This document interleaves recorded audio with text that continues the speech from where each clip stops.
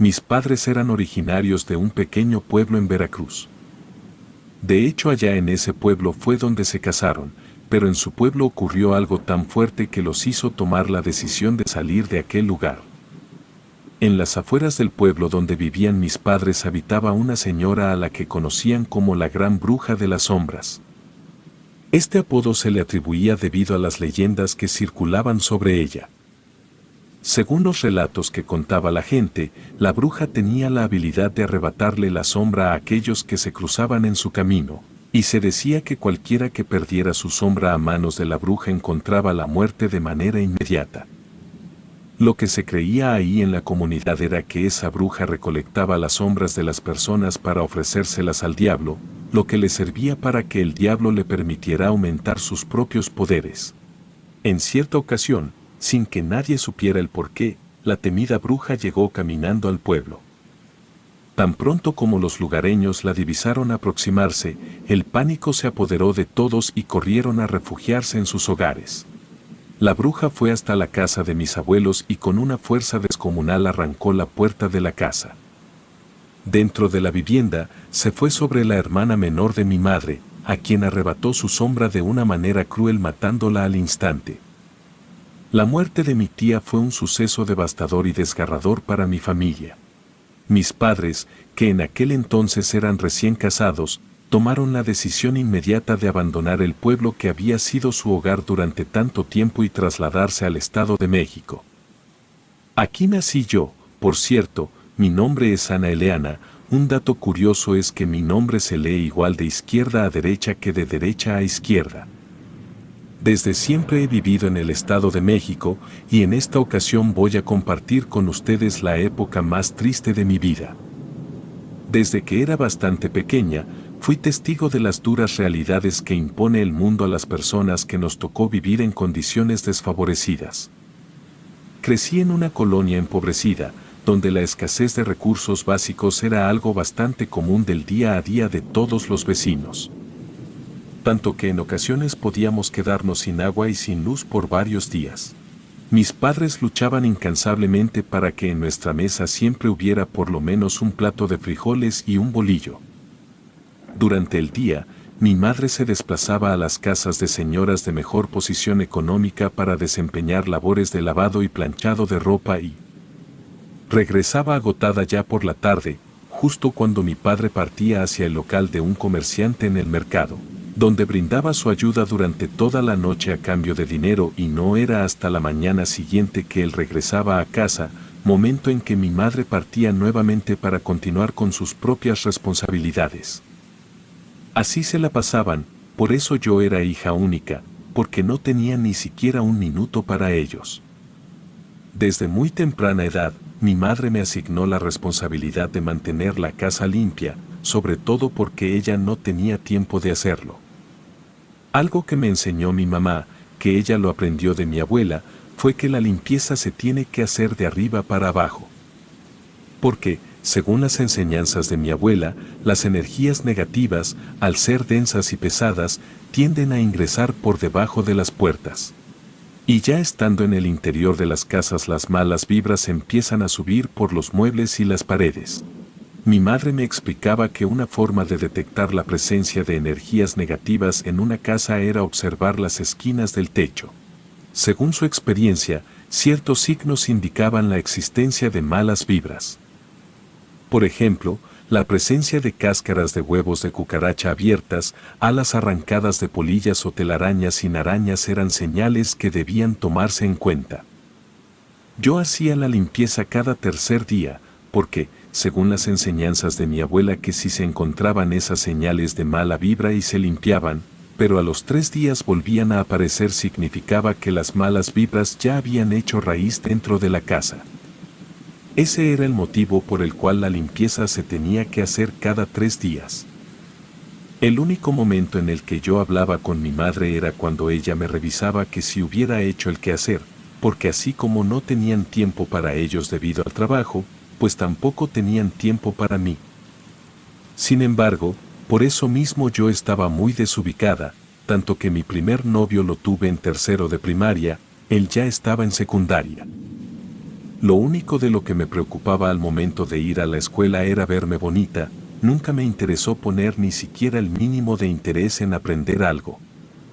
Pasé muy a fuerza a la secundaria, en ese momento ya tenía otro novio, un muchacho que estaba estudiando la universidad. Esa relación, tan fuera de lugar, me llevó a fumar, a tomar, a probar sustancias ilegales y a tener amistades cuyo rango de edad era completamente incorrecto. Tan incorrectas que, en una ocasión, a pesar de que en ese momento el muchacho ya me había cambiado por otra que iba en mi salón, sus amigos me invitaron a una fiesta y yo acepté ir.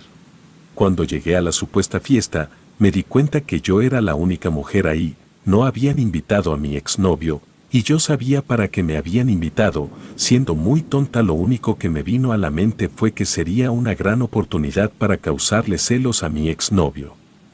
Cuando salí de esa fiesta ya estaba embarazada y era imposible saber cuál de todos era el padre de la criatura. Debido a ese embarazo, que yo misma provoqué por el capricho infantil de querer que mi exnovio se pusiera celoso, ya no pude entrar a la preparatoria porque tenía que enfocarme en cuidar al hijo que iba a tener. Durante el 7º mes de mi embarazo, mi madre me llevó a visitar a una curandera, siguiendo las creencias arraigadas en el pueblo de mi abuela. Porque según las creencias del pueblo de mi abuela, cuando un bebé nace sin padre es susceptible al ataque de las brujas chupa sangre. Por ello, mi madre decidió que era importante buscar la protección de la curandera para mi hija y para mí. Liliana, con ese nombre bauticé a mi hija que gracias a Dios nació sana. Por cierto, ante el registro civil fueron mis padres quienes registraron a mi hija, así que técnicamente mi hija es legalmente mi hermana menor. Es una situación que solo pueden llegar a entender las personas de muy bajos recursos como mi familia. Cuando mi hija Liliana tenía como 9 meses, que por cierto yo estaba viviendo en casa de mis padres, por cosas de la vida me tocó conocer a un muchacho con el que empecé una relación a escondidas de mis padres, porque yo seguía siendo menor de edad y él ya tenía más de 20 años. Antes de que mi hija cumpliera 2 años, me di cuenta de que estaba embarazada nuevamente. Para sorpresa de nadie, el joven se negó a asumir su responsabilidad y desapareció de nuestras vidas. Creo que se fue a otro estado, no lo sé, lo único es que jamás volví a saber de él. Después de algún tiempo, me enteré de algo muy desagradable por parte de un conocido del joven con el que estuve involucrada. Según esta persona, el desgraciado sin escrúpulos había buscado la ayuda de una bruja para deshacerse del hijo que llevaba en mi vientre. Sin embargo, para mi fortuna, la bruja se negó rotundamente a cumplir su siniestra petición. En cambio, como consecuencia de su malicia, la bruja decidió castigarlo lanzando una maldición sobre él, dejándolo estéril de por vida. Esa noticia me causó una mezcla de sentimientos, porque no le había bastado con abandonarme, sino que aparte había tenido la intención de matar a mi bebé. Por mi cuenta, le oculté el embarazo a mis padres lo más que pude, hasta que mi cuerpo terminó por delatarme. Mi padre estaba tan furioso que me abofeteó, y mi madre estaba tan avergonzada de mí que me corrió de la casa con una bebé en brazos y otra criatura en la panza. Después de ese doloroso episodio con mis padres, me encontré en una situación desesperada. Sin embargo, mi instinto maternal y el amor tan grande que sentía por mis 2 bebés me dieron la fuerza para seguir adelante. No importaba lo que había sucedido, yo estaba decidida a darles una vida mejor. Que fuera una muchacha tonta no significaba que fuera una mala madre. Me las arreglé para conseguir un cuarto donde dormir esa misma noche. Ya estando decidida a buscar un lugar donde vivir, caminé sin rumbo fijo hasta que encontré a una amable señora que tenía una propiedad con varios cuartos en renta. Con lágrimas en los ojos, le expliqué mi situación y le supliqué que me permitiera quedarme en uno de los cuartos y a cambio yo me comprometía siempre mantener limpia toda la propiedad. Para mi alivio, y gracias a Dios, la señora fue compasiva y aceptó mi propuesta. Obviamente limpiaba la propiedad de la misma manera en la que hacía el quehacer en mi casa, limpiando del techo hacia el suelo, para echar para afuera cualquier posible mala vibra que se hubiera podido colar en cualquiera de los cuartos que rentaba la señora. Además de mantener limpia la propiedad, busqué formas adicionales de generar ingresos para sustentar a mi hija y a mi bebé en camino. Me ofrecía lavar y planchar la ropa de los inquilinos a cambio de unas monedas. Afortunadamente, varios de ellos aceptaron mi propuesta y así, durante 2 meses, pude obtener lo necesario para comprar comida y pañales. Pero sabía que solo me quedaban poco más de 15 semanas para tener a mi otro bebé y por lo tanto iba a llegar un momento en que no podría trabajar por un tiempo. Entonces lo que hice fue ir a casa de mis padres para sacar todas mis cosas. Tuve que dar varias vueltas porque fueron como 7 bolsas de esas negras, entre ropa, zapatos, maquillaje y otras cosas. Vendí todo y pude conseguir suficiente dinero como para poder estar bien en lo que me reponía del parto para seguir trabajando. Luciana le puse a mi nueva bebé. Para eso me había hecho amiga de la hija, la dueña de los cuartos. Ella me ayudó bastante en el tiempo que tuve que estar de reposo. Cuando ya podía moverme con normalidad le pedí a ella, se llamaba Julia, que me hiciera el favor de cuidarme a mis hijas porque con lo que sacaba de lavar y planchar ropa me resultaría imposible mantener a mis 2 hijas, así que necesitaba encontrar trabajo. Gracias a Dios ese mismo día me contrataron en una farmacia. Acordé con Julia que le pagaría cierta cantidad por cuidarme a las niñas en lo que trabajaba y así empezó a mejorar mi situación. En la farmacia ciertamente no ganaba mucho, pero eso lo podía compensar porque, a pesar de que ya tenía un trabajo que me exigía ciertos horarios, no dejé de lavar ni de planchar ropa y tampoco dejé de hacer la limpieza de toda la propiedad. Me las arreglé para poder hacer todo y con eso ya podía mantener a mis hijas. No pagaba renta y pude ir guardando dinero. Cuando mi niña grande, Liliana, tenía 4 años, yo estaba yendo hacia la farmacia cuando hubo un choque entre 2 autos. Uno de ellos fue empujado hacia la banqueta y terminó por golpearme con el cofre. El impacto fue muy fuerte, aunque no me rompí la pierna, sufrí una lesión grave que me obligó a depender de un bastón para caminar y según lo que dijeron los doctores, lo usaría por el resto de mi vida. Sentada en una banca, como a 3 cuadras del hospital, me encontraba sumida en pensamientos oscuros y llenos de frustración. Me preguntaba si mi vida estaba siendo afectada por algún tipo de brujería o maldición. No podía entender cómo, justo cuando las cosas parecían mejorar, me había sucedido este accidente que alteraría mi vida por completo. No pude continuar trabajando en la farmacia donde ya me estaba yendo bien, porque para poder surtir ciertos medicamentos tenía que usar unas pequeñas escaleras para alcanzar las estanterías de arriba. También tuve que hablar con la señora para decirle que no podía continuar con la limpieza de la propiedad, ya que las tareas implicaban utilizar escaleras. Sentí una sensación de impotencia y desesperanza. Me preguntaba cómo iba a mantenerme a mí misma y a mis hijas sin un ingreso estable. Solo me quedé lavando y planchando ropa, lo cual por suerte me alcanzaba para pagar la renta, pero no me dejaba casi nada para comprar comida ni mucho menos pañales para mi hija pequeña. Lo bueno fue que había alcanzado a juntar suficiente dinero como para aguantar un tiempo. Sin embargo, yo sabía que ese dinero se iba a acabar y yo no quería volver a estar en la situación tan precaria que me había tocado vivir cuando me corrieron de la casa de mis padres. Durante una semana estuve buscando trabajo, pero en todos lados me lo negaban por mi situación con el bastón, así que decidí tomar una decisión arriesgada. Gasté todo lo que tenía ahorrado en comprar una estufa decente, ollas, un par de mesas de plástico con sus respectivas sillas y puse un puesto de comida en el cuarto que rentaba. Por supuesto que primero le pedí permiso a la dueña, yo me sentía en deuda con ella. Afortunadamente desde el primer día que empecé con eso de vender comida las cosas funcionaron bastante bien, mis 2 mesas estaban llenas, Dios me otorgó el don de tener buena mano para la cocina. Toda la gente de la cuadra y de las cuadras de alrededor iban por lo menos un par de veces por semana, además los mismos inquilinos me compraban, a la dueña y a mi amiga Julia nunca les cobré, ellas podían ir a comer siempre gratis. Después de todo, si ellas no me hubieran apoyado yo jamás hubiera logrado salir adelante.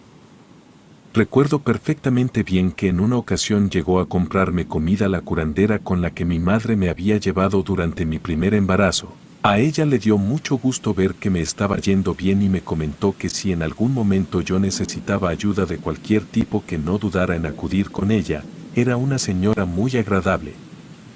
La verdad. A mi pequeño negocio también le ayudó que a unas pocas cuadras estuviera un kinder y una primaria. Al poco tiempo la dueña de la propiedad me regaló más mesas que ocupaban hasta media calle, y todos los días se me llenaba por lo menos 3 veces. Había un muchacho que iba todos los días y siempre me hacía plática, creo que yo le gustaba, pero ya había aprendido mi lección y nunca le hice demasiado caso, pero mi amiga Julia sí le echó el ojo. Siempre que él llegaba ella bajaba a comer. Ella se daba cuenta que yo le gustaba al muchacho, pero también se daba cuenta que yo no le daba entrada, y ella aprovechaba para hacerle plática y se sentaban juntos a comer. Así estuvieron por meses, pero en todo ese tiempo, a pesar de que comían juntos todos los días, él no dejaba de voltear a verme mientras platicaba con ella. Esa situación poco a poco nos fue alejando a mi amiga Julia y a mí. Una tarde vi que, después de que terminaron de comer, se metieron a la propiedad, y yo supongo que subieron al cuarto donde ella vivía con su mamá. Cabe aclarar que la dueña no estaba en casa en ese momento. Vi cuando se fue, y después de eso el muchacho ya no regresó. A los 4 meses vi que Julia estaba embarazada. Era evidente que él le había hecho a ella lo que ya me habían hecho a mí, hombres buscando un rato de diversión para luego desaparecer. Una mañana que la dueña bajó a desayunar me platicó que estaba muy preocupada por su hija porque ya no quería salir para nada, e inclusive había mencionado que se quería deshacer del bebé que estaba esperando. También me dijo que ella sabía que todo era culpa de su hija, porque ella había hecho hasta lo imposible para llamar la atención de ese muchacho. La dueña se había dado cuenta que el muchacho iba porque estaba interesado en mí, pero su hija se atravesó y le pasó lo que le pasó. Para empeorar su situación, su hijo nació con autismo. La dueña me llegó a platicar que Julia tenía la culpa de que el niño hubiera nacido así porque ella todo el tiempo decía que no lo quería tener, y que eso lo había resentido el niño y que por eso había nacido enfermo. Una tarde-noche, a eso de las 6:30 casi 7, luego de haber vendido toda la comida que había preparado para el día, me encontraba ocupada realizando las tareas del hogar en mi habitación. Fue entonces cuando, en una de las esquinas del techo, noté la presencia de varias telarañas. A pesar de mi esfuerzo por encontrar alguna araña que las hubiera tejido, no pude encontrar ninguna. Decidí retirar las telarañas y desecharlas en la basura, continuando con mis quehaceres. Sin embargo, mi sorpresa fue grande cuando, 3 días después, al realizar nuevamente la limpieza, descubrí que las telarañas habían vuelto a aparecer en la misma esquina del techo. Ese hecho me hizo caer en cuenta de que alguna mala energía o vibración negativa se había metido en mi hogar. Aunque no tenía conocimiento sobre cómo lidiar con estas situaciones, recordé la experiencia que había tenido durante mi embarazo con la curandera a la que mi madre me había llevado. Sin saber qué más hacer, y tomando en cuenta lo que me había dicho cuando fue a comprar comida, decidí buscar su ayuda una vez más. A la señora le comenté lo de las telarañas y le pedí que me diera algo que me sirviera como protección, sobre todo para mis niñas, que todavía estaban chiquitas.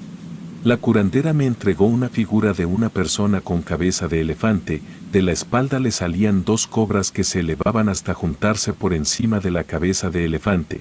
La persona estaba sentada con las piernas cruzadas, tenía 4 brazos. La figura estaba sobre una base hecha de puras calaveras pequeñas.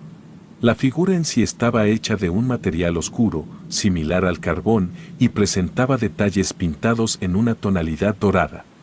La curandera me dijo que esa figura la debía colocar dentro de un vaso de vidrio y que el vaso de vidrio tenía que estar colocado en el suelo, justo debajo de la esquina donde ya había encontrado esas telarañas. Seguí sus instrucciones con la esperanza de que eso que estaba haciendo pudiera expulsar las malas vibras y proteger a mi hogar y a mis hijas. Al tercer día que de nuevo hice el quehacer ya no encontré las telarañas. Eso me hizo respirar aliviada. Parecía que la presencia de la figura y el vaso de vidrio habían ahuyentado las energías negativas que se habían logrado colar dentro de mi hogar. Sin embargo, una semana después, durante la madrugada, fui despertada por un sonido. Sonaba como el ruido de un cristal que se hubiera partido en pedazos. Rápidamente, me levanté y revisé las ventanas, pero todo parecía estar en orden. Cuando encendí la luz vi que el vaso de vidrio donde tenía la figura que me había dado la curandera estaba totalmente quebrado. Los fragmentos de vidrio se esparcían por el suelo, y la figura en sí había sufrido un daño irreparable. La cabeza de elefante estaba partida. El impacto de esta escena me dejó sin palabras, no entendía cómo algo así podía haber sucedido. El incidente me hizo cuestionar si realmente había algo más oscuro y fuerte que estaba afectando mi vida. Al día siguiente no vendí toda la comida que preparé, se me quedó la mitad, no quise sugestionarme y lo tomé simplemente como un mal día. Pero los 2 días siguientes pasó lo mismo, se me quedó la mitad de la comida, entonces preparé la mitad y de todos modos se me quedó la mitad de esa mitad. A todas luces era evidente que alguien me estaba haciendo brujería. Tomé la situación en serio y volví a buscar ayuda en la curandera, le expliqué lo que había estado sucediendo, compartiéndole mi preocupación y confusión, quería entender la razón detrás de todo lo que me estaba pasando. Ella me dijo que esas eran malas vibras de muy bajo astral, y eso no era provocado por brujería, sino que lo causaba una envidia muy fuerte. Lo que me dijo la curandera fue que esas malas vibras, que eran de bajo astral, habían emergido de alguien que albergaba un odio y envidia tan intensos hacia mí y mis hijas que se manifestaban en forma de energías negativas, las cuales, como era evidente, ya estaban empezando a causar estragos de forma directa. La explicación de la curandera me causó una fuerte impresión y también preocupación. La curandera me explicó que para una cosa así no existía protección, que la única manera de librarme de esas malas vibras antes de que alguien saliera herido era regresar las malas vibras. Sin embargo, esta acción tendría consecuencias drásticas y era muy probable que la persona que las estaba enviando o alguien conectado espiritualmente con ellas sufriera graves consecuencias, incluso la muerte. La idea de tomar una decisión tan difícil, la cual podía terminar en una consecuencia de muerte, me hizo dudar si debía hacerlo o si debía dejarlo pasar. No quería ser responsable de la muerte o el sufrimiento de alguien más, incluso si esa persona estaba tratando de hacernos daño. Pero al mismo tiempo, mis hijas eran mi prioridad absoluta y no podía permitir que estuvieran en peligro debido a las envidias y malas intenciones de alguien más. Así que apliqué una frase que siempre decía mi padre, de que lloren en mi casa a que lloren en la casa de alguien más, pues que lloren en la casa del otro. Aunque esa decisión era difícil, estaba dispuesta a hacer lo que fuera necesario para mantener a salvo a mis 2 pequeñas hijas, no permitiría que las malas intenciones y envidias de otros destruyeran nuestras vidas, no era justo. Así que le dije a la curandera que estaba bien, que quería regresar esas malas vibras. La señora me acompañó hasta mi casa.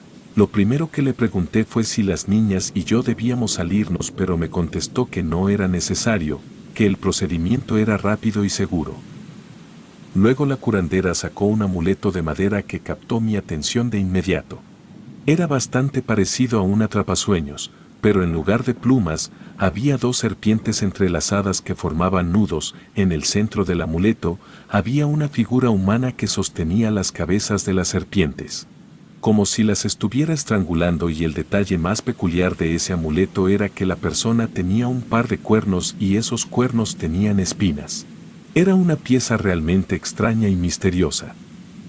La curandera me explicó que este amuleto tenía poderes especiales para revertir las malas vibras y devolverlas a su origen, era un símbolo de protección y poder espiritual.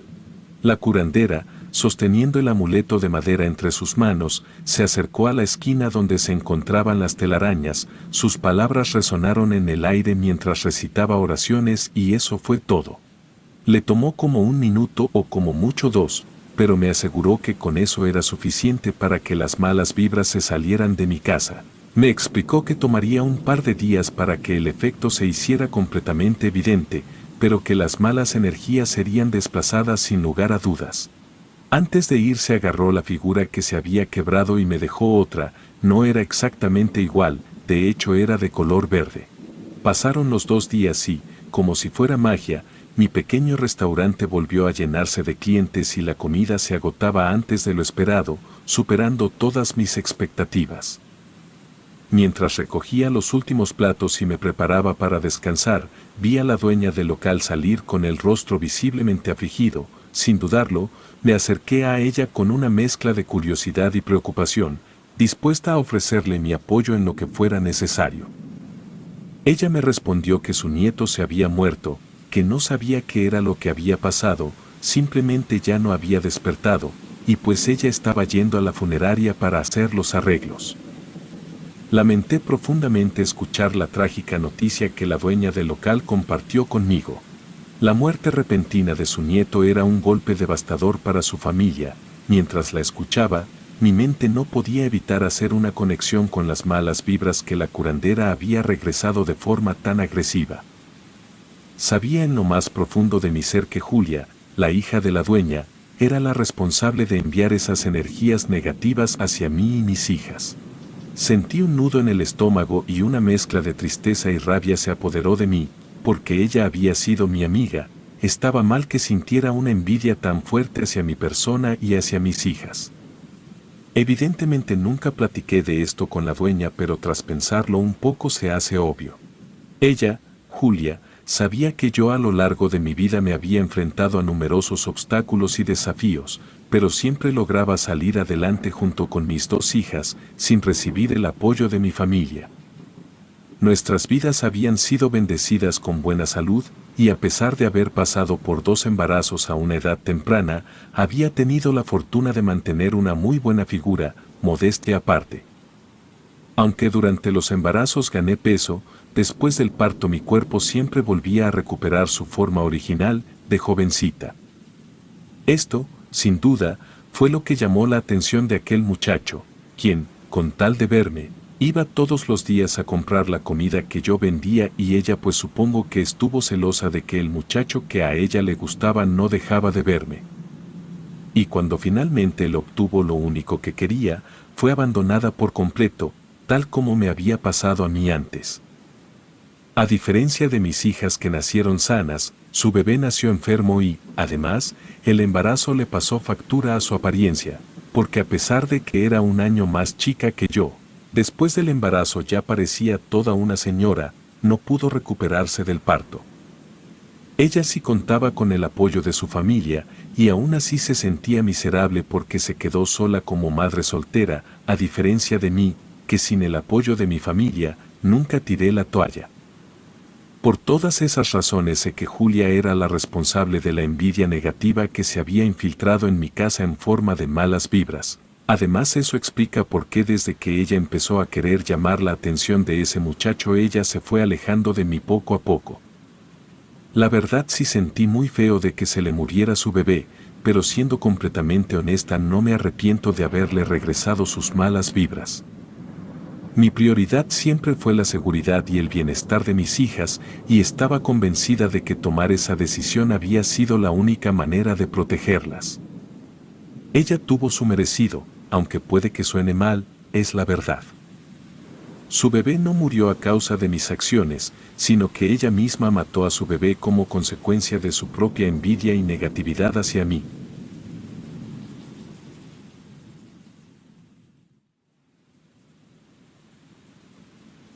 Les voy a compartir una corta experiencia que duró tan solo una semana, pero les aseguro que ese poco tiempo fue suficiente para hacerme sentir la más profunda desesperación. Todo empezó un jueves por la mañana, apenas me estaba alistando para ir a trabajar, entraba a las 9, por la ventana alcanzaba a ver que era un día normal, al igual que cualquier otro. Ya estando listo agarré mi celular y mi botella de agua, fui hacia la puerta y nada más poner un pie afuera sentí que pisé algo como de vidrio. Cuando moví mi pie y dirigí mi mirada al suelo, me encontré con un cuadro que tenía una foto de mí mismo, algo bastante raro porque a mí jamás me gustó eso de tener fotos en mi casa. Entonces, si no tenía fotos de mis padres, mucho menos iba a tener una fotografía de mí. Se me hacía tarde para el trabajo, así que simplemente entré a casa, tomé escoba y recogedor, barrí todo y fui a tirarlo al bote de basura que tenía en la banqueta. Ni siquiera me cuestioné si existía una explicación lógica. Al día siguiente, el viernes, que era mi día de descanso, me levanté tarde, al igual que todos los viernes, casi a mediodía. Primero fui al baño y de ahí fui a la cocina listo para preparar mi almuerzo. Pero, antes de que llegara al refrigerador, algo llamó mi atención. Sobre la mesa estaba la fotografía que yo había tirado a la basura el día anterior. Por alguna razón me surgió la idea de llamar a mi madre. Ya que me contestó, le pregunté si recordaba una foto con tales características y me contestó que no, que ella estaba segura de no haber visto nunca una fotografía que tuviera los detalles que yo le había descrito. Quiso saber por qué la había llamado para eso y le conté que justo sobre mi mesa estaba esa fotografía. Mi madre se puso algo nerviosa y me pidió que no la tocara, que tomaría un taxi e iría para mi casa. No entendí la reacción de mi madre, pero le dije que estaba bien. Llegó a los 20 minutos. En cuanto vio la fotografía que estaba sobre la mesa se puso pálida. Yo le pregunté qué estaba pasando y ella me pidió que me sentara porque tenía que platicarme algo muy serio. Mi madre me dijo que todo lo que yo creía saber sobre la muerte de mi papá era mentira. Mi padre había muerto cuando yo tenía tan solo 9 años, y hasta donde yo tenía entendido lo había matado una persona que lo asaltó saliendo de su trabajo. Pues mi madre me reveló que las cosas no habían sucedido así. Una mañana, cuando él iba saliendo para el trabajo, pisó un cuadro de vidrio que contenía una foto suya, una foto que él jamás se había tomado. Mi madre y él estaban seguros de eso porque la ropa que mi padre traía en la fotografía nunca la había tenido, de hecho no encajaba en lo absoluto con el estilo de vestir de mi padre. Tiraron la fotografía, pero al día siguiente la foto apareció dentro de la casa. Mi madre le comentó a mi papá que eso de seguro era brujería, pero mi padre era un hombre muy ortodoxo, ni siquiera creía en la existencia de Dios, mucho menos iba siquiera a considerar que la brujería fuera real. Durante los próximos días a mi padre le estuvieron pasando muchas cosas que no podían ser explicadas de forma racional, por eso mi madre le insistió que acudieran con alguien que supiera hacer limpias o algo parecido, pero mi padre se negó. Al cumplirse una semana desde que pisó el cuadro con aquella fotografía, cayó muerto saliendo de su trabajo. Los doctores nunca supieron decirle a mi madre qué era lo que había causado la muerte de mi padre, pero mi mamá estaba convencida de que se había tratado de brujería. Yo no podía creer lo que mi madre me estaba contando, no tenía ni el más mínimo sentido. Sin embargo, yo sabía que mi mamá no se iba a poner a jugar con la muerte de mi padre. Así que decidí creerle.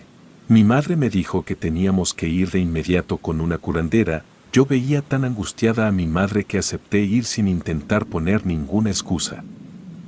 La curandera me hizo una limpia, le indicó a mi madre cómo prepararme un té, que servía para alejar las energías negativas, y a mí me dio instrucciones de cómo deshacerme de esa fotografía, para ponerle fin a la brujería que estaba atentando contra mi vida. Pero la bruja también me advirtió que combatir brujería tenía ciertas consecuencias para cuerpo. Me iba a poner muy enfermo hasta que se cumpliera la semana de haber pisado ese cuadro, pero me garantizó a mí y a mi madre que saldría bien librado. Al día siguiente de haber ido con la curandera caí en cama, estaba tan enfermo que no podía ni llegar al baño solo. Mi madre se quedó en mi casa porque yo no podía hacer absolutamente nada por mi cuenta. Me sentía constantemente agotado, sin importar cuánto durmiera, no podía pensar con claridad. Estaba realmente muy mal. Los últimos 2 días ya sentía que me estaba muriendo. No podía abrir los ojos porque estaban completamente llenos de lagañas, tenía un escurrimiento nasal terrible, vomitaba cada hora, podía escuchar un zumbido que hacía que sintiera que la cabeza me iba a explotar, pero lo peor era la diarrea. Finalmente el día jueves, ya cumplida una semana desde que pisé el cuadro con mi fotografía, estaba sano, como si nada me hubiera pasado.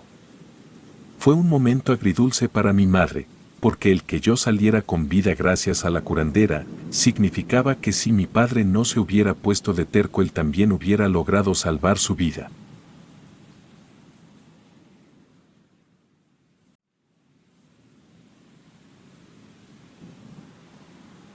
Los gatos han estado asociados con la brujería y la magia en varias culturas a lo largo de la historia. Hay varias razones por las cuales los gatos han sido mencionados en temas de brujería. Los gatos son criaturas nocturnas y siempre se les ha atribuido una conexión especial con la luna y la noche. En muchas culturas, la noche se ha asociado con lo místico y lo sobrenatural, lo que podría explicar la conexión entre los gatos y la brujería. En el pasado, los gatos eran valorados por su habilidad para cazar ratones y otras plagas. Esta habilidad para cazar pequeñas criaturas les otorgaba un sentido de poder y misterio. Además, los gatos eran considerados protectores de los hogares y se creía que tenían la capacidad de ahuyentar a los malos espíritus y energías negativas. A lo largo de los siglos, han surgido muchas supersticiones y creencias peculiares en torno a los gatos. Algunas personas creían que los gatos negros eran en realidad brujas transformadas y que su presencia estaba asociada con la magia negra. En lo que a mí respecta, los gatos sí tienen una conexión espiritual con el mundo esotérico, pero yo creo sinceramente que su papel es en realidad benévolo y no me cuadra eso de que los gatos estén relacionados con las brujas. Desde que era niño siempre me gustaron los gatos. La primer mascota que tuve de hecho fue un gato de color gris con manchas blancas.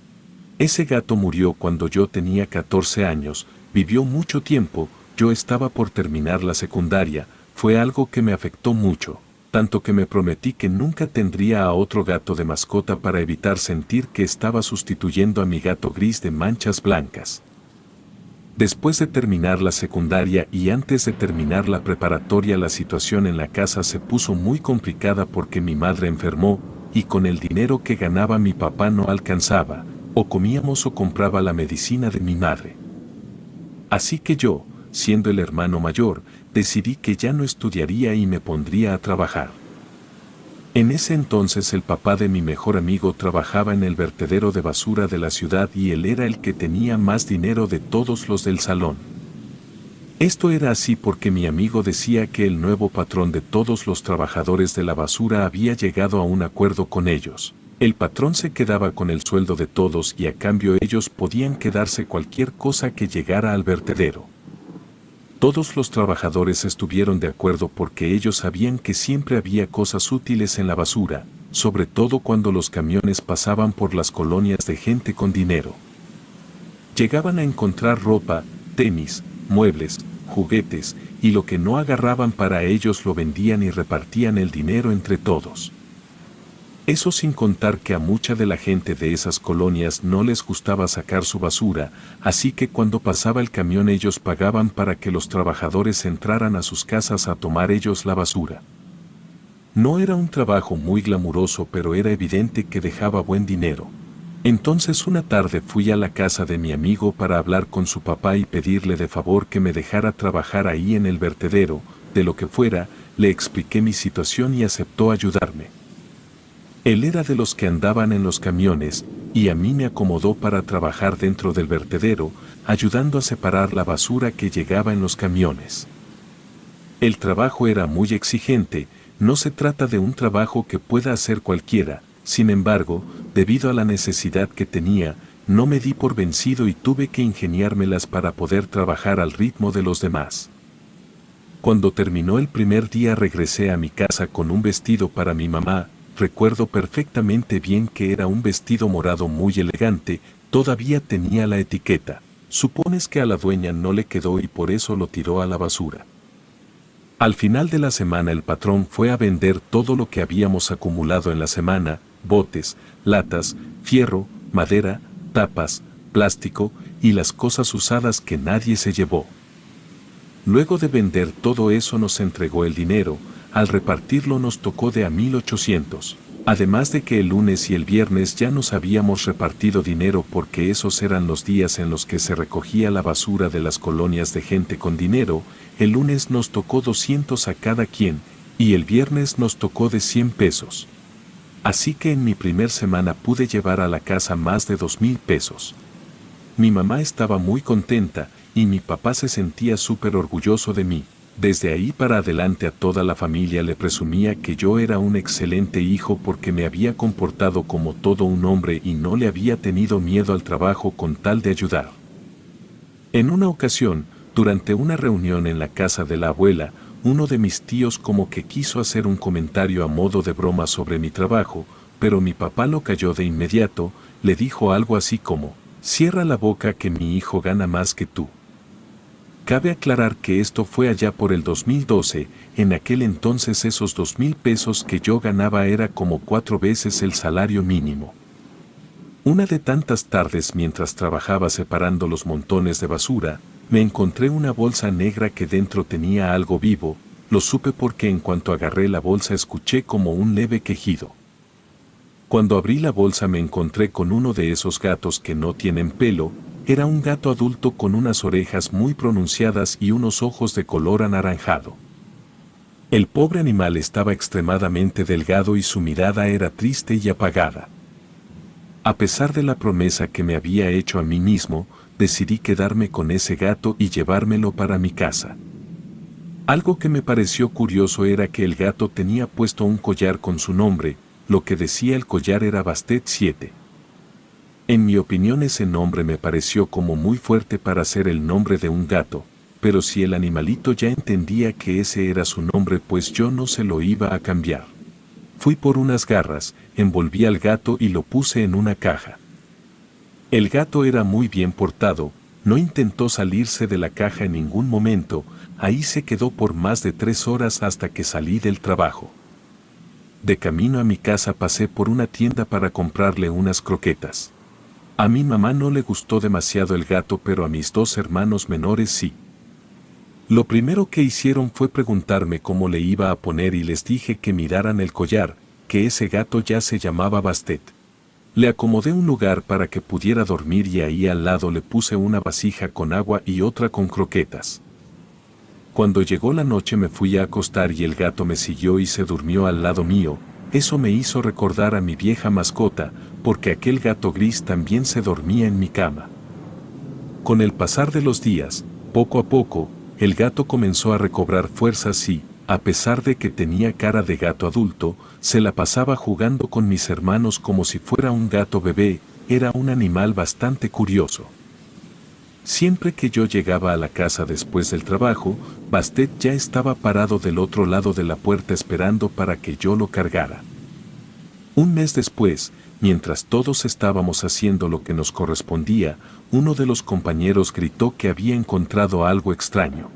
Los demás nos acercamos a ver qué era eso que él había encontrado, y cuando llegamos nos topamos con que de una bolsa negra había sacado varios objetos. Sí que eran raros, sin duda lo más raro que he visto en mi vida. Todos los objetos estaban hechos como de metal pintado. Uno de los objetos era una letra R mayúscula, pero la parte de arriba simulaba ser un ojo. Otro de los objetos era una pirámide de 8 caras a la que le faltaba la punta. También había un par de alas, una especie de bicho, y una cruz con un óvalo en la parte de arriba. No sé por qué, pero esas cosas me dieron muy mala espina. El compañero que los había sacado de la bolsa se agachó con la intención de agarrar uno de esos objetos, pero otro le dijo que no los tocara, que tenían una pinta muy rara y que a lo mejor era un trabajo de brujería, que lo mejor era moverlos con algo. Nos pusimos a buscar entre la basura que estaba alrededor. Yo encontré un palo de escoba y lo quise usar para volver a meter los objetos en la bolsa negra, pero en cuanto el palo de escoba hizo contacto con esas cosas se partió en 2. Rápido nos hicimos para atrás. En eso uno de los compañeros señaló al que había sacado los objetos de la bolsa y le dijo, «Mira tu mano».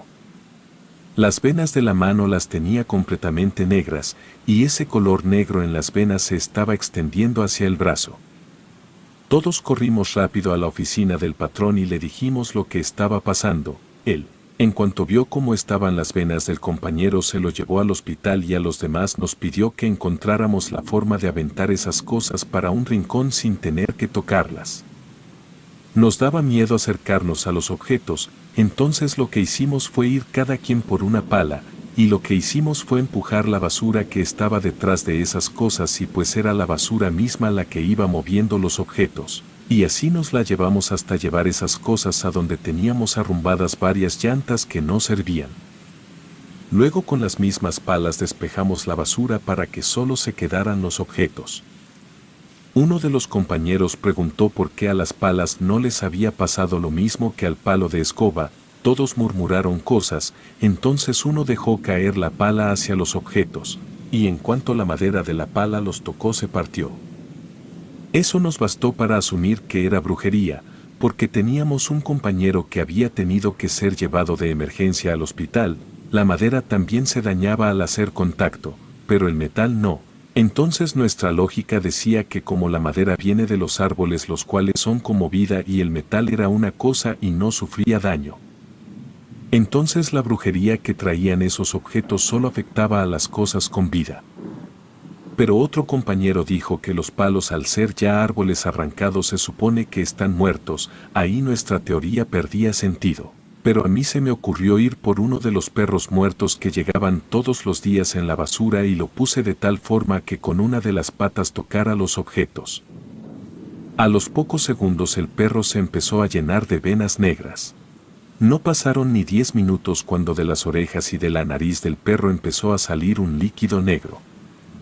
Con eso comprobamos que sí teníamos razón, y esa brujería, que evidentemente era muy peligrosa, afectaba a los vivos y a todo lo que alguna vez tuvo vida. El patrón regresó a la media hora, el compañero estaba en su camioneta, pero ya estaba todo cubierto de venas negras, había muerto. El patrón nos dijo que lo teníamos que enterrar ahí en el vertedero de basura, porque ninguno de nosotros podría explicar su muerte y si lo intentábamos nadie nos iba a creer, que hasta podrían acusarnos de que nosotros lo matamos. Ese compañero no tenía familia en la ciudad, sí tenía una novia, pero era tan fácil como mentirle a la muchacha y decirle que simplemente ya no regresó a trabajar para evitar dar explicaciones. El patrón nos convenció, excepto que nadie se animaba a tocar el cuerpo. Entonces, como el patrón también estaba muy asustado, lo que dijo era que llevaríamos la camioneta hasta uno de los pozos que estuviera vacío, la meteríamos ahí y le prenderíamos fuego. Me explicó que en el vertedero de basura, que era un terreno inmenso, cavábamos pozos muy grandes en los que metíamos la basura ya separada. Cuando el pozo se llenaba lo tapábamos con tierra. Entonces, el patrón subió a su camioneta, condujo hasta quedar cerca de un pozo que no tuviera nada de basura, salió de la camioneta y entre todos la empujamos para que cayera al pozo, luego le prendimos fuego. El vertedero estaba en las afueras de la ciudad, sobre la carretera, así que a nadie le importaría ver humo negro por esos rumbos. El patrón nos ofreció 500 pesos a los que nos quisiéramos quedar toda la noche, para que, en cuanto la camioneta ya estuviera más o menos quemada, apagáramos el fuego con tierra, luego pusiéramos basura encima, y tapar el pozo.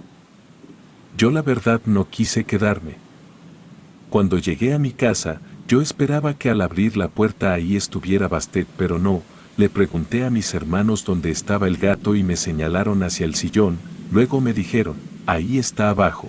Se escondió en cuanto se escuchó que metiste la llave en la puerta. Me fui a bañar y luego quise jugar un rato con mi gato, pero por más que le hablé no quiso salir de debajo del sillón. Me pareció raro, pero pensé que tal vez lo que estaba pasando era que el gato no estaba de humor, lo cual a veces pasa con algunos gatos. Al día siguiente que volví al trabajo todos fingimos que nada había pasado, nadie lo mencionó. Pasó una semana y mi gato seguía comportándose raro conmigo, cada que me veía corría a esconderse, pero siempre se asomaba para mirarme fijamente sin desviar la mirada. Algo pasaba y Bastet lo sabía. Una madrugada la situación llegó a un punto que ya definitivamente no era normal. Me desperté y al abrir los ojos, allí estaba mi gato, parado sobre mi pecho, olfateándome de la misma manera en la que los gatos olfatean cuando saben que hay algo cerca que se pueden comer. No me asusté porque, como dije, desde pequeño tuve un gato de mascota, así que estaba acostumbrado a la presencia felina durante las noches. Aún así su mirada no era normal, además de que hacía un sonido que no era un maullido ni un ronroneo, tampoco un gruñido, era otra cosa que nunca había escuchado en un gato. Una semana después, mientras estábamos tomando el tiempo de comida, uno de los compañeros comentó que en una bolsa negra había encontrado muerto a un gato sin pelo. Eso de inmediato llamó mi atención, esos gatos no son comunes, no andan por las calles. Le pregunté si el gato traía collar, me respondió que sí y de su pantalón sacó el colgante, dijo que lo había guardado porque parecía ser de oro. El nombre de ese gato era Bastet 8, el gato que yo tenía en mi casa era Bastet 7, no hacía falta ser un genio para darse cuenta que esos gatos venían de la misma casa. Pero no dije nada, había pasado poco tiempo desde aquel incidente tan fuerte para todos, así que opté por mejor guardarme ese dato solo para mí. Pasaron 6 meses y, en una ocasión, mi padrino de bautizo y su hijo mayor, que era mi amigo, fueron a la casa. El hijo de mi padrino, Saúl, tenía 22 años y estaba llevando la carrera de historia en la universidad. En medio de la plática salió el tema de que yo había rescatado a un gato de la basura y que el gato se llamaba Bastet. En ese momento Saúl comentó que era un muy buen nombre. Cuando le pregunté el por qué decía eso, me explicó que Bastet era una diosa del antiguo Egipto que tuvo su propio culto hace 5000 años. La diosa era la protectora de los templos y de la guerra, era la personificación de los rayos del sol. La existencia de su culto era mencionado en los textos de las pirámides y en el libro de los muertos. Según las creencias egipcias, los gatos eran pequeños fragmentos del alma de la diosa.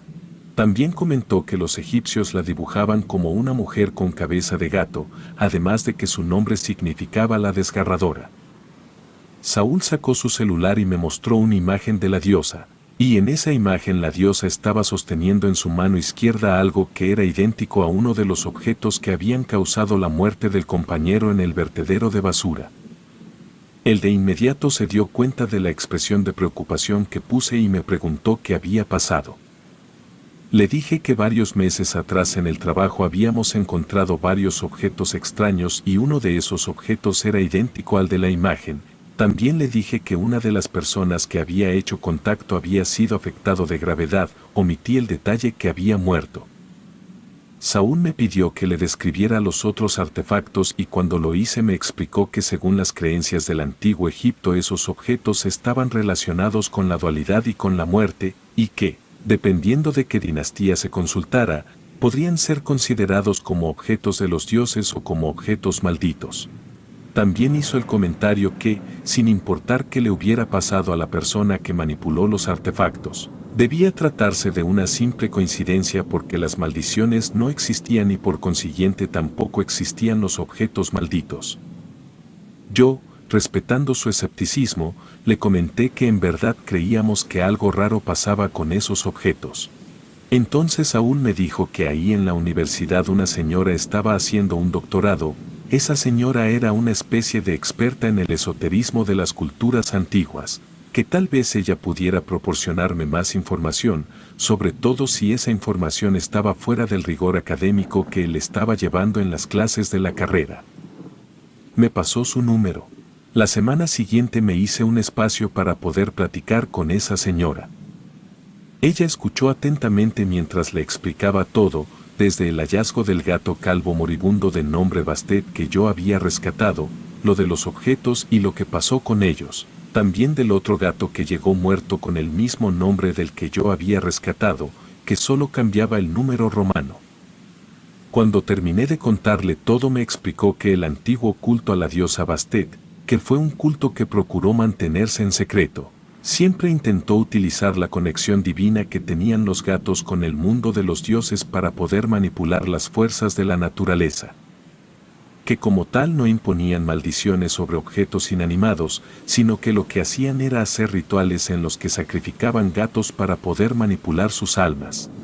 A las almas, de alguna forma, les extraían ese algo divino que los hacía tan especiales, luego el resto del alma lo encerraban en objetos. Cuando al alma de un gato se le arrebataba ese vínculo con la diosa Bastet, el alma del animal se corrompía quedando como energía maldita, por eso los objetos quedaban malditos, no era por una maldición en sí misma, sino por un alma que se había transformado en energía maldita. Por último le pregunté si ella podía ayudarnos a hacer algo con esos objetos antes de que alguien más resultara herido. Me respondió que no, que ella solamente era una estudiosa del esoterismo, no practicaba nada de eso. A ella solo le interesaba el conocimiento porque se dedicaba a publicar libros y de eso vivía. Me recomendó que buscara a una bruja o a un chamán que tuviera experiencia con objetos antiguos. También me advirtió que por ningún motivo dejara que cualquier persona intentara hacer algo sobre los objetos porque si se hacía mal todos los que trabajábamos en el vertedero de basura podríamos vernos seriamente afectados. En aquel entonces Facebook no era el monstruo que es ahora, pero aún así había una cantidad suficiente de grupos que se dedicaban a tratar temas esotéricos. Y yo me puse a buscar en todos esos grupos, de uno por uno, buscando a alguien que por lo menos pareciera tener noción sobre cosas egipcias. Tenía poco tiempo libre, y no tenía celular, así que para hacer eso tenía que ir al ciber, y solamente me podía permitir ir 1 hora al día. Por eso me tardé meses hasta que finalmente di con una mujer que se llamaba Elena. Ella siempre respondía a todas las preguntas que ponían ahí en el grupo, si daba la impresión de saber mucho sobre cualquier cosa. Así que le mandé mensaje con la intención de averiguar si sabía algo sobre la diosa Bastet y en general sobre esoterismo egipcio, y resultó que sí sabía cosas. Yo le conté todo y le pregunté si ella podría hacer algo al respecto, me respondió que era probable. El único asunto era que ella vivía en el Estado de México, a cientos de kilómetros del vertedero de basura. Yo no tenía los recursos para pagarle un pasaje. Tratando de pensar en una solución, ella me comentó que podría darse la vuelta, pero a cambio yo tenía que entregarle al gato que yo había adoptado. Cuando le pregunté para qué lo quería, me comentó que posiblemente ese gato tuviera una carga energética muy poderosa, con lo cual le vendría muy bien para hacer un sacrificio dentro de un ritual. Me negué de inmediato, ella no insistió, solo me dijo que esos objetos no habían llegado al vertedero de basura solo por casualidad, que la persona que los había enviado tenía la intención de impregnar ese lugar de ciertas energías, por eso los gatos también estaban llegando ahí. Me dejó muy en claro que si los objetos no eran retirados del lugar, cosas peores comenzarían a suceder y lo harían cada vez con más frecuencia. Después de intercambiar esos mensajes con la bruja, regresé a mi casa sintiéndome raro. El gato todavía parecía tenerme miedo, y créanme cuando les digo que verlo ahí, debajo del sillón, escondido de mí, me hizo pensar en entregárselo a la bruja, pero no terminé de decidirme. Durante los siguientes 3 meses llegaron en bolsas negras 5 gatos más, de la misma raza y con el mismo nombre en su collar, Bastet. Lo único que cambiaba en su collar eran los números romanos, el que yo tenía en mi casa era el 7º, el otro que ya había aparecido era el 8º, y los 5 que aparecieron en esos 3 meses iban del 9º al 13º. Las cosas llegaron a su límite cuando al vertedero de basura, igual en una bolsa negra, llegó una persona sin vida y tenía cortadas por todo el cuerpo. Esas cortadas estaban hechas de tal forma que formaban el nombre Bastet. Tenía escrito ese nombre docenas de veces por todo el cuerpo. Fue la cosa más espeluznante que alguna vez me tocó ver. Hicimos lo mismo que con el compañero que murió, echamos el cuerpo a un pozo, le prendimos fuego y lo cubrimos con basura. Las cosas no podían seguir así. Hablé con el patrón y le conté de la bruja que estaba dispuesta a viajar hasta la ciudad para ponerle fin a todo lo que estaba pasando. Él me dijo que era una muy buena idea. Entonces le dije que para que la bruja viniera yo tenía que entregarle a Bastet y que ella iba a matar a mi gato. El patrón se puso serio y me dijo que la decisión era mía. pero también me aclaró que si llegaba el cadáver de otra persona las cosas se podían poner difíciles y corría el riesgo de tener que cerrar el vertedero y pues todos nos quedaríamos sin trabajo.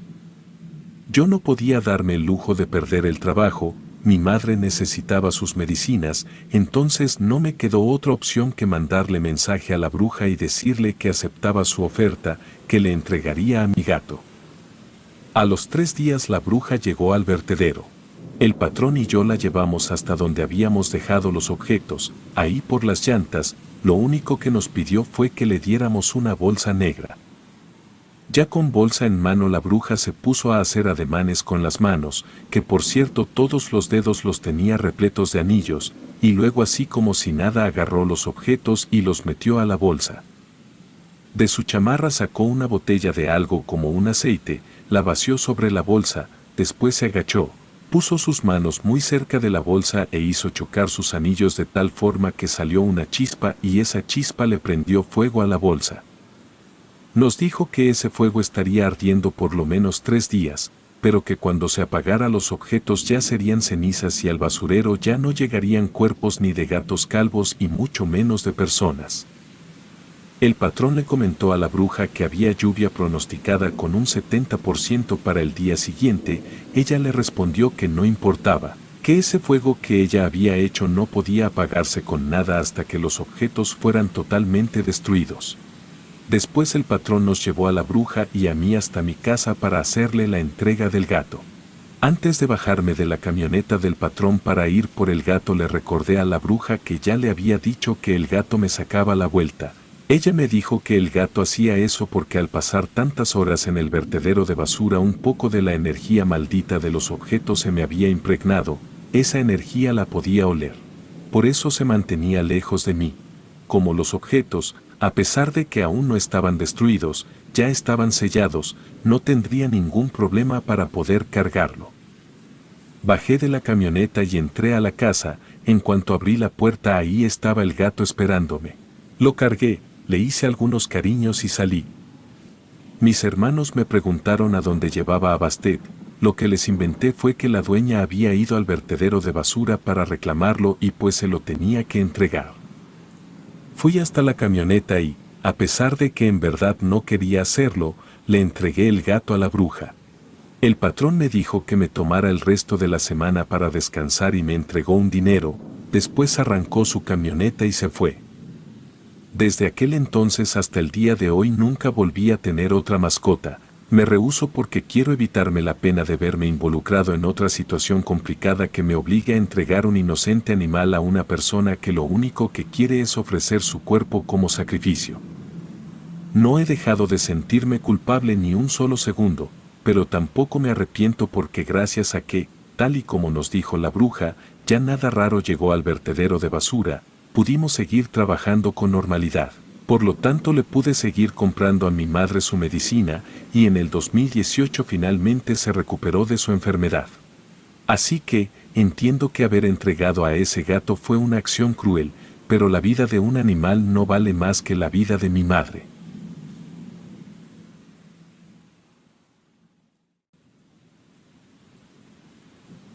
En los textos antiguos se menciona que Dios posee 72 nombres, aunque algunos de ellos son más reconocidos, como Jehová, Yahvé y Elohim.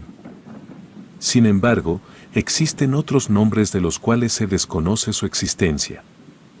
Uno de estos nombres es Olodumare, que es considerado el nombre de Dios dentro de la santería. Olodumare es venerado como el Creador Supremo y el gobernante del universo en la santería. Se le atribuye el poder absoluto de controlar y organizar todos los aspectos de la existencia, desde lo físico hasta lo espiritual. En mi experiencia personal, que he estado practicando la santería durante casi 15 años, la santería resulta una religión bastante amena. Al igual que en la Iglesia Católica, una de las primeras enseñanzas que recibí fueron los 10 mandamientos, los cuales se dice que fueron dictados por Olofín, quien es considerado como Cristo en la santería. Estos mandamientos representan principios morales y éticos fundamentales que guían la conducta de los practicantes de la santería. Los 10 mandamientos son los siguientes. Primero, Se prohíbe tomar posesión de manera injusta de las pertenencias de otra persona. Segundo, el acto de quitar la vida está justificado únicamente en situaciones de autodefensa o defensa de la vida propia. Tercero, se prohíbe consumir carne proveniente de seres humanos. Cuarto, se incita a mantener armonía y paz en las relaciones con los demás. Quinto, se prohíbe desear con envidia o avaricia los bienes y posesiones de otra persona. Sexto, se prohíbe usar el nombre de Olodumare y de Olofín en vano y blasfemar.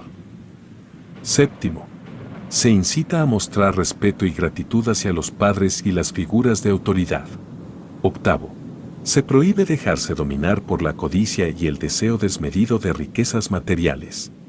Noveno, se promueve la aceptación de la muerte como parte natural de la vida y se prohíbe provocar la muerte propia. Décimo, se hace hincapié en la importancia de cumplir los mandamientos divinos, respetarlos, obedecerlos y transmitir su enseñanza a otros. En la santería, al igual que en otras religiones, existen figuras de autoridad y guía espiritual. Mientras que los católicos cuentan con sacerdotes y los cristianos tienen pastores, en la santería se recurre a los babalaos como líderes y consejeros espirituales. Además de Olodumare y Olofín, en la santería se veneran a más de 400 orichas. Estos orichas pueden ser considerados como entidades divinas o deidades, y aunque no son completamente equivalentes a los santos o seres angélicos de otras tradiciones religiosas, muchas veces se les interpreta como semejantes. Cada oricha tiene sus propias características, atributos y áreas de influencia, y son venerados y solicitados para recibir bendiciones, guía y protección en distintos aspectos de la vida. Me gustaría aprovechar estos minutos para hablarles de varias cosas sobre las que yo sé que hay muchas personas que tienen duda, como los rituales y la adivinación. Primero vamos a los rituales.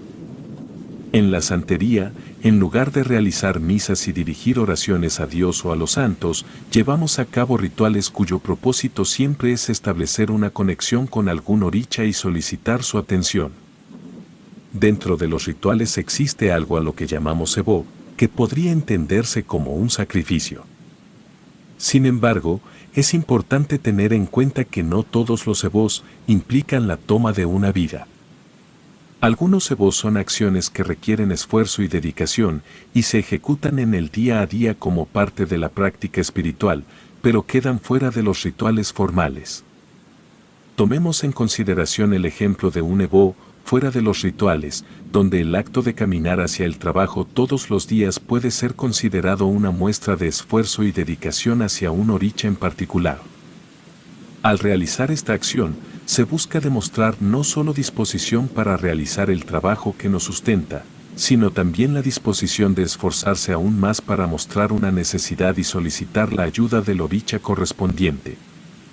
Por otro lado, dentro de los rituales, los cebós pueden involucrar sacrificios de carne y sangre. El animal que se ofrecerá como cebó depende según a qué oricha se le vaya a hacer la ofrenda. Por ejemplo, para Changó se utilizan gallos, para el Eguá se emplean pollos blancos, para Ogún se utilizan gallos rojos, para Ochún se emplean cabras y para Yemayá se utilizan patos. La elección del animal como ofrenda está relacionada con la simbología y la conexión espiritual que cada oricha tiene con ciertos animales. Es de suma importancia aclarar que en la santería no se realizan sacrificios sin un propósito específico, ya que realizar un sacrificio mundano no es un cebó, y hacer eso es castigado severamente por los orichas. Para que un sacrificio de carne y sangre sea considerado un cebó, debe ir acompañado de una che, que es la razón o motivo por el cual se realiza dicha ofrenda. El aché es el factor que da sentido y significado al sacrificio. Sin la presencia del aché, no se considera un cebó válido. Esto significa que si no hay un motivo legítimo y justificado para realizar el sacrificio, se considera un acto mundano y no es aceptado por los orichas. La realización de sacrificios mundanos sin un propósito válido puede resultar en severas consecuencias y castigos espirituales. Es importante comprender que la venganza no se considera un aché válido. Buscar venganza es un motivo mundano y los orichas no brindarán su ayuda en ese sentido. Para que un motivo sea aceptado como H, debe ser legítimo y alineado con los principios espirituales de la santería. Algunos ejemplos de motivos válidos pueden incluir limpiarnos de una maldición, solicitar consejo espiritual, abordar una necesidad genuina, buscar remediar un padecimiento físico o emocional, o pedir por el descanso de un difunto. Una vez que se ha identificado claramente cuál es el H, se puede proceder a realizar el Evo correspondiente. Sin embargo, antes de ejecutar el Evo, es importante presentar al oricha un adimú, que es una ofrenda similar a un altar de muertos. El adimú se compone de velas, frutas, dulces y un objeto personal, creando así un espacio sagrado en el que se establece la conexión con el oricha. El adimú se considera una forma de mostrar respeto y devoción hacia el oricha, como si se tratara de un altar de muertos. También puede suceder que el oricha rechace el adimú, ya sea porque la ofrenda no le gustó o también porque el oricha sabe que tenemos una intención oculta detrás de nuestro H. Podemos comparar esto con la situación en la que un niño se acerca a alguien y le pregunta qué está comiendo. Los adultos pueden entender que el niño no está realmente interesado en saber qué es, sino que busca obtener algo de lo que están comiendo. En este caso, se trata de una intención oculta. Cuando lo que le queremos pedir a un oricha es algo muy grande, ya sea curar un cáncer o encontrar a un familiar que fue privado de su libertad, el Evo y el adimú que se deben ofrecer escalan en magnitud. Esto implica que se realizarán sacrificios y ofrendas más significativos y elaborados, mostrando así la importancia y seriedad de nuestra solicitud. Por ejemplo, si deseamos realizar una solicitud de gran importancia a el Ewa, es necesario preparar un adimú que sea una ofrenda significativa. Esto implica incluir elementos como tabaco, maíz, coco, pescado y bolillos, además de todos los elementos tradicionales que se encuentran en un altar de muertos. En cuanto al Evo, se requiere un sacrificio múltiple. Se deben ofrecer los cuernos de un toro o un buey, la cola de un mono y la cabeza de un pollo como parte del sacrificio. Si el oricha aceptó brindar ayuda, una vez que ya se haya cumplido aquello que se le pidió, se le debe hacer una fiesta, a esa fiesta se le llama bembé. Esta fiesta es una forma de expresar gratitud y devoción hacia el oricha por su intervención y bendiciones recibidas. Es importante destacar que la preparación y realización de un bembé implica una serie de rituales, danzas, música y comida dedicados al oricha correspondiente. Durante la celebración del bembé, se utiliza música que es tocada con 3 tambores específicos, un tambor grande y 2 tambores medianos. Esos tambores deben estar construidos con troncos de palma y deben tener un solo parche clavado en uno de los extremos de la caja de resonancia. Es importante destacar que, de acuerdo con la tradición, estos tambores solo deben ser tocados por hombres. Esta norma se basa en las prácticas y roles asignados en la santería, donde cada género tiene su papel específico en las ceremonias y rituales. Cabe mencionar que esta descripción proporciona una visión general de los elementos y prácticas relacionadas con los rituales de la santería. Existen más detalles y consideraciones técnicas que pueden variar según las tradiciones específicas y las prácticas de cada comunidad o casa religiosa. Ahora, pasando a la adivinación. Se trata de una práctica ciertamente común dentro de la santería. Sin embargo, a diferencia de concebir la adivinación únicamente como un medio para conocer el futuro, en la santería se considera como una forma de establecer una comunicación directa con los orichas. Se utiliza como un método para entablar conversaciones con ellos y recibir orientación espiritual. Existen 4 sistemas principales de adivinación en la santería: el coco, los caracoles, la tabla de Ifá y el écuele. Cada sistema de adivinación tiene sus propias características, simbolismo y métodos de interpretación. La adivinación mediante una tirada de coco no puede ser realizada por cualquier santero ni tampoco por cualquier babalao. Este método requiere de la habilidad y conocimiento especializados de un chamalongo, una persona que se ha preparado durante muchos años para realizar de manera precisa la interpretación de una tirada de coco. La historia dice que al inicio de todo Olodumare reunió a todos los más de 400 orichas debajo de una palma de coco y que ahí les asignó a cada uno su función. Esta conexión especial entre el coco y Olodumare es lo que permite utilizarlo como un método de adivinación en la santería. Se cree que el coco posee una energía y una conexión espiritual profunda con Olodumare y los orichas, lo que lo convierte en un medio eficaz para establecer comunicación y recibir orientación. Antes de realizar la adivinación con coco, es necesario llevar a cabo un proceso de transmutación en el que el coco se convierte en un oví. Esta transformación implica que el coco abandone su naturaleza de fruta para adquirir un estado divino. Una vez que el coco se ha convertido en ouvi, se procede a pelarlo y romper la cáscara dura utilizando un martillo especial. Es importante realizar este proceso en un altar, ya que el coco transformado en ouvi, al ser considerado algo divino, no debe tocar el suelo. Después de romper la cáscara, el interior del coco se divide en 4 partes iguales y cada una de estas partes se convierte en un oráculo. Las 4 partes del ouvi, que representan los oráculos, son tomadas por el chamalongo y se lanzan sobre el altar. De esta manera cada uno de los 4 oráculos puede caer con la cara hacia arriba o con la cara hacia abajo, pudiendo dar un total de 5 combinaciones diferentes. 1. Todos los oráculos apuntando hacia arriba. 2. Un oráculo apuntando hacia arriba y 3 hacia abajo. 3. 2 oráculos apuntando hacia arriba y 2 hacia abajo. 4. 3 oráculos apuntando hacia arriba y 1 hacia abajo. 5. Todos los oráculos apuntando hacia abajo. Cada una de estas 5 combinaciones tiene su propio nombre y significado: Alafia, Itaba, Eyife, Oyekun y Oukana Soudi. Estos nombres representan diferentes situaciones, respuestas o consejos que se interpretan de acuerdo con el contexto de la pregunta o la inquietud planteada. Como mencioné anteriormente, las interpretaciones precisas de las 5 combinaciones de la adivinación con coco son realizadas por los chamalongos, quienes poseen el conocimiento y la experiencia necesarios para hacerlo. Lamentablemente, no puedo proporcionarte las interpretaciones exactas de las otras combinaciones.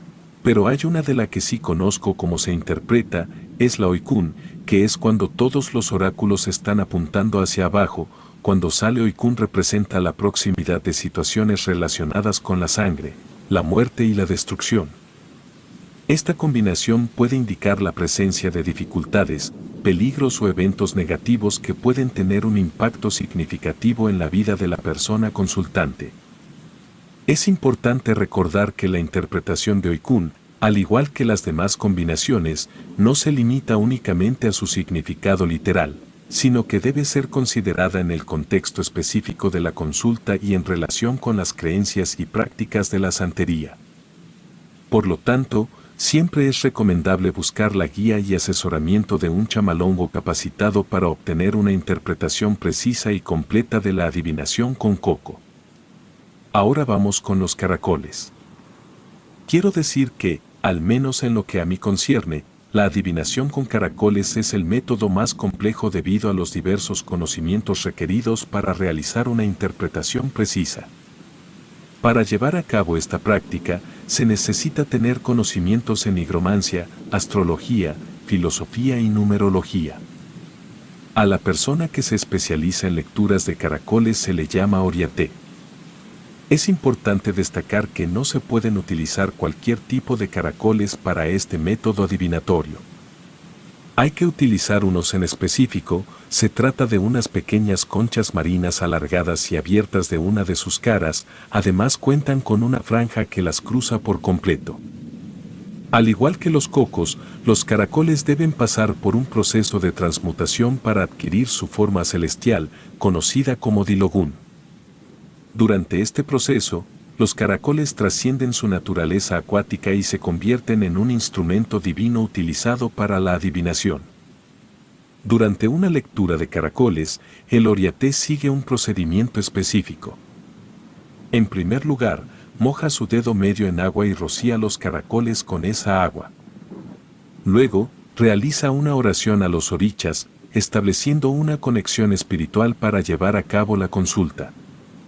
A continuación, sosteniendo los caracoles entre las palmas de sus manos, el oriaté toca la frente, las manos y las rodillas de la persona que busca la consulta.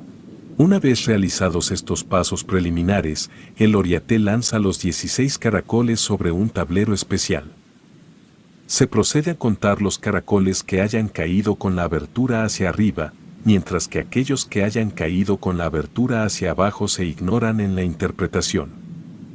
Es importante destacar que la interpretación de los caracoles es un conocimiento altamente especializado y reservado para los oriatés, quienes han recibido una formación extensa y profunda en el sistema de adivinación.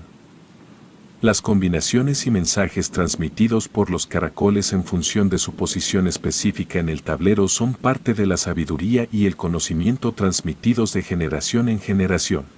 Pasando a la tabla de Ifá, es un sistema que se compone de 16 principales odú. Estos odú son combinaciones de pares binarios conocidos como meji o oudiyumeji. Cada odú representa un conjunto específico de versos y símbolos que contienen un vasto conocimiento y orientación.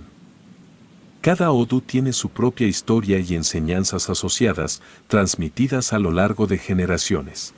Estas historias y enseñanzas contienen sabiduría ancestral, mitología y consejos prácticos para la vida cotidiana. Los babalaos son los expertos en el uso y la interpretación de la tabla de Ifá. Han sido iniciados y han recibido una formación rigurosa en los conocimientos y técnicas necesarios para realizar las lecturas de Ifá. En el método de la tabla de Ifá se utilizan varios instrumentos, entre ellos una bandeja de adivinación y cadenas de adivinación. Estos instrumentos son herramientas sagradas que ayudan al babalao en el proceso de consulta e interpretación. Antes de comenzar la sesión de adivinación, el babalao se prepara realizando rituales y ceremonias. Estos rituales buscan establecer una conexión espiritual con los orichas y solicitar su guía y asistencia durante la lectura de Ifá. Se busca obtener la claridad y la sabiduría necesarias para interpretar correctamente los mensajes transmitidos a través de la tabla de Ifá. Durante la consulta, el babalao utiliza una nuez de cola. La nuez de cola se lanza al aire y se interpreta su caída y posición. El babalao analiza cuidadosamente estos elementos y extrae información relevante que se relaciona con los versos y símbolos asociados a los odús de la tabla de Ifá. A través de este proceso, se obtienen mensajes y orientación que son compartidos con la persona que busca la consulta. En comparación con otros métodos adivinatorios, el uso de la tabla de Ifá puede considerarse menos complejo debido a su estructura y la interpretación de los elementos utilizados. Por último, está el écuele. Se trata de una cadena o collar formado por una serie de cuentas ensartadas en un hilo o cadena. El écuele es utilizado principalmente por los babalaos.